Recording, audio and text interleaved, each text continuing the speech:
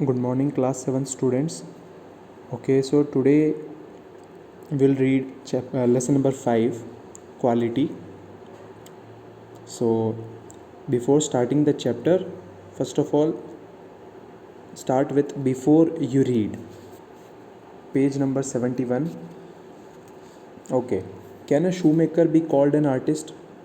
Yes, if he has the same skill and pride in his trade as any other artist and the same respect for it too. अब यहाँ एक question है कि क्या हम एक शू मेकर को, मतलब एक जूते बनाने वाले को, मोची को, जैसा कि हम हिंदी में कहते हैं, क्या हम उसको एक आर्टिस्ट बोल सकते हैं? क्या हम उसको कलाकार कह सकते हैं? तो जवाब में है कि हाँ, अगर वो अपनी स्किल में परफेक्ट हो और अपने काम में उसकी प्राइड हो, उसकी प्रशंसा होती हो, जैसे कि किसी अदर आर्टिस्ट की होती है।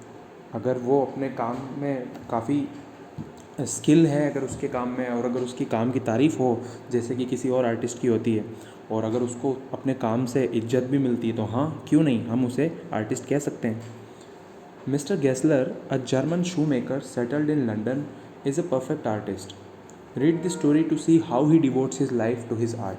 अब मिस्टर जेस्लर जो है वो जर्मनी के रहने वाले थे, एक शू मेकर हैं जो कि लंदन में सेटल हुए हैं, एक परफेक्ट आर्टिस्ट है, एक परफेक्ट कलाकार है। तो हम जानते हैं उनकी स्टोरी।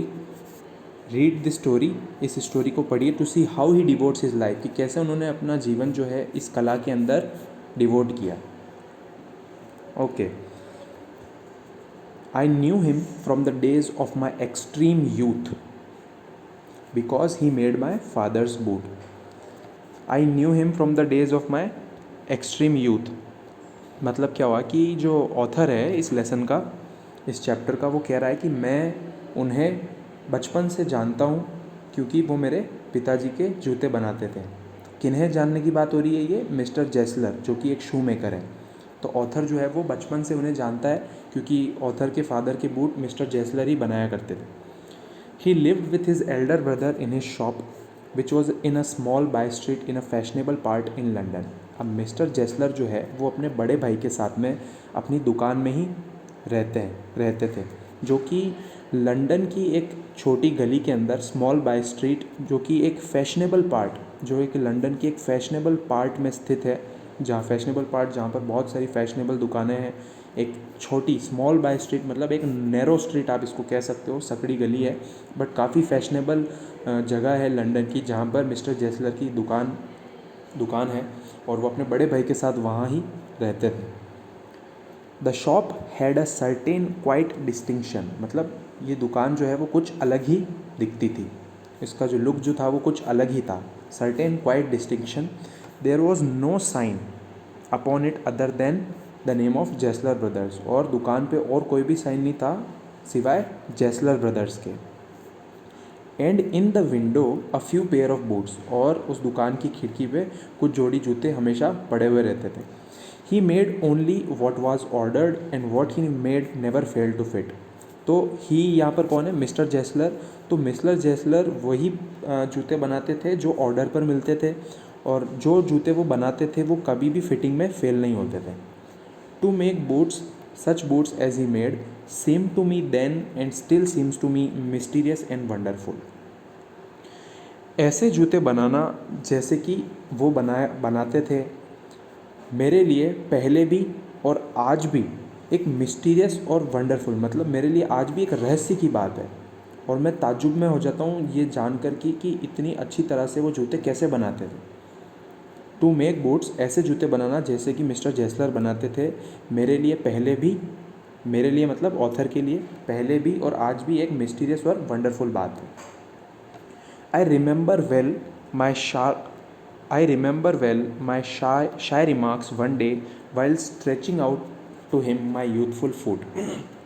मुझे आज भी अच्छे से याद है, एक दिन जब मैं छोटा था, जब मैं मिस्टर जेस्लर के यहाँ शूज़ परचेज़ करने के लिए गया था, तब मैंने उन्हें ये बात कही थी कि isn't it awfully hard to do mister Gessler, ये काम कोई डिफ़िकल्ट नहीं है क्या मिस्टर जेस्लर आपके लिए, मतलब कैसे करते हो आप इसको.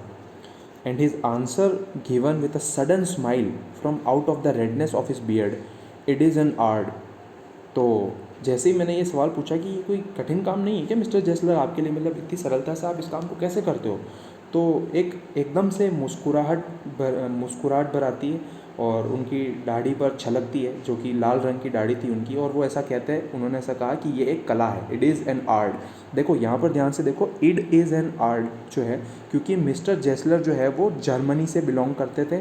तो जर्मन पीपल जब भी इंग्लिश बोलते हैं तो उनका जो एक्सेंट जो होता है, यहाँ पर साइड में लिखा हुआ है it is an art said with a German accent, लेकिन उनका जो एक्सेंट जो था, जो बोलने का जो लहजा जो था, वो जर्मन एक्सेंट था, इसलिए it is an art.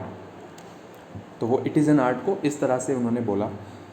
It was not possible to go to him very often, his boots lasted terribly. अब यहाँ पर ऑथर ये कह रहे हैं कि ये कोई पॉसिबल बात नहीं थी कि मतलब it is not very possible to go to him very often, कि मतलब ऐसा नहीं होता था कि उनके यहाँ पे मतलब कुछ कम दिनों में ही चले जाते थे, मतलब वक्त लगता था। मतलब उनके जो जूते जो थे वो बहुत लंबे, काफ़ी टिकाऊ थे। बूट्स लास्टेड टेरिबली, मतलब जब भी उनके यहाँ से जूते खरीदता था मैं, तो वो जूते बहुत चलते थे, इसलिए मैं उनकी दुकानों पर अक्सर नहीं जाया करता था जूते खरीदने। मुझे बहुत वक्त के बाद ही मैं वापस जाता था। जूते जो है वो बहुत टिकाऊ थे, बहुत मजबूत जूते वो बनाते थे। Terribly, lasted terribly. Having something beyond the temporary. देखो, having something beyond the temporary का मतलब हुआ कि जो टेम्पररी होते हैं, जो कुछ वक्त के लिए होते हैं, वैसे जूते नहीं बनाते थे मिस्टर जेस्लर। मिस्टर जेस्लर के जो जूते होते थे वो बहुत लंबे चलते थे, काफ़ी टिकाऊ हुआ करते थे।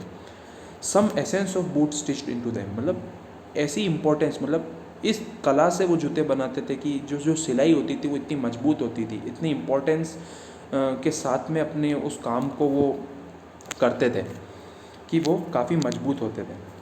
One went in not as into most shops but restfully as one enters a church and sitting on the single wooden chair waited. कोई भी जब उनकी दुकान पे जाता था बड़े आराम से, जैसे कि चर्च में जा रहा हो मानो किसी मंदिर में जा रहा हो। दूसरी दुकानों की तरह नहीं कि मतलब ऐसा लगता था कि दुकान में जा रहे हैं। उनकी दुकान में जाने पर ऐसी फीलिंग आती थी मानो चर्च में जा रहे हो। और वहाँ पर एक सिंगल वुडन की चेयर हुआ करती थी जिस पर बैठ कर के जो भी कस्टमर होते थे वो मिस्टर जेस्लर का इंतज़ार करते थे।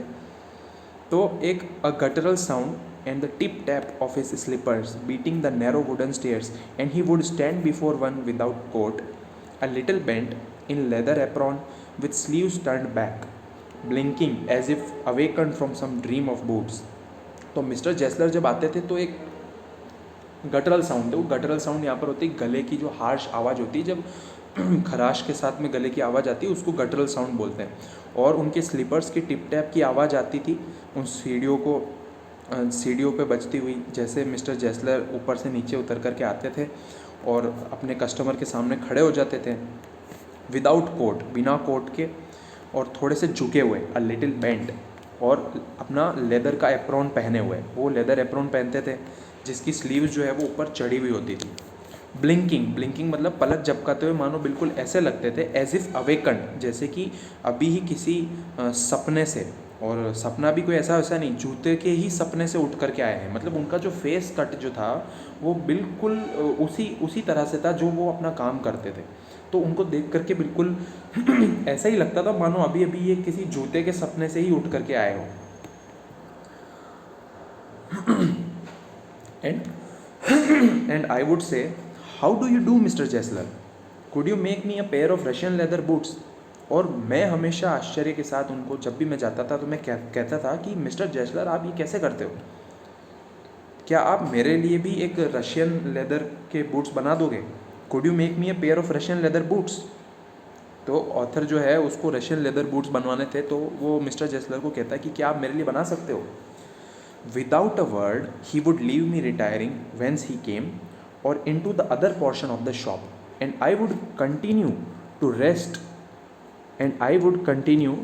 in the wooden chair inhaling the incense of his trade. अब देखो, विदाउट अ वर्ड, जैसे ही मैंने उनको कहा कि क्या मेरे लिए आप एक रशियन लेदर के जोड़ी बना दोगे जूतों की, तो बिना कुछ कहे वो वापस वहीं चले जाते जहाँ से वो आए थे, या फिर दुकान के किसी दूसरे हिस्से में, और मैं वहाँ पर उस वुडन चेयर पर बैठ कर के इंतज़ार करता। And inhaling the incense of his trade, inhaling the incense of his trade का मतलब, इनहेल मतलब सूंघता था, द इंसेंस, देखो इंसेंस का यहाँ पर होता है the smell of leather, side में दिया हुआ है the smell of leather is compare to the smell of incense in a church. यहाँ पर जो जो जो चमड़ा जो है, जो लेदर जो है, उसकी स्मेल को चर्च के अंदर जो इत्र होता है, जो जो चर्च के अंदर जो खुशबू आती है, उससे कंपेयर किया हुआ है। तो मतलब जो उनकी जो काम जो था उनका, जो उनका व्यापार जो था, मैं वेट करता जब तक वो वापस नहीं आते, उनके उस काम की गंध लेता था। सिंपली अगर इसको हम देखें तो सून ही would come back holding in his hand a piece of gold brown leather, बहुत जल्द वो वापस आते अपने हाथ में एक गोल्ड ब्राउन लेदर का टुकड़ा लिए हुए। With eyes fixed on it he would remark what a beautiful piece, और एक टक अपने उस लेदर के टुकड़े को देखते हुए वो कहते कि क्या खूबसूरत टुकड़ा है, what a beautiful piece. When I too had admired it, देखो यहाँ पर भी ऊपर व्हाट अ ब्यूटीफुल पीस जो है वो एक जर्मन एक्सेंट के अंदर, क्योंकि वो जर्मनी से थे, तो वो जब इंग्लिश बोलते थे तो उनका एक्सेंट कुछ अलग ही होता था, उनका लहजा जो है कुछ अलग ही होता। तो मैं भी देखता कि वाकई में क्या बात है, जब मैं भी इस चीज़ को मान जाता कि वाह क्या अच्छी, क्या क्वालिटी का पीस है।